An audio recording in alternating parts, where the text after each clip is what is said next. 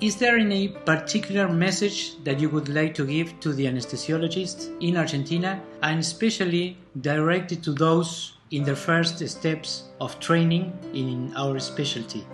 First of all, as an anesthesiologist who's now past 40 years practicing anesthesia, I can say that I congratulate the new people on choosing anesthesiology as a specialty. I think nobody will regret it. It's an exciting, interesting field. Continues to get more interesting, and again, I congratulate people who have chosen it. The thing I would emphasize again is that we're an international community. It's not just one country or another. I would encourage people to read, to visit.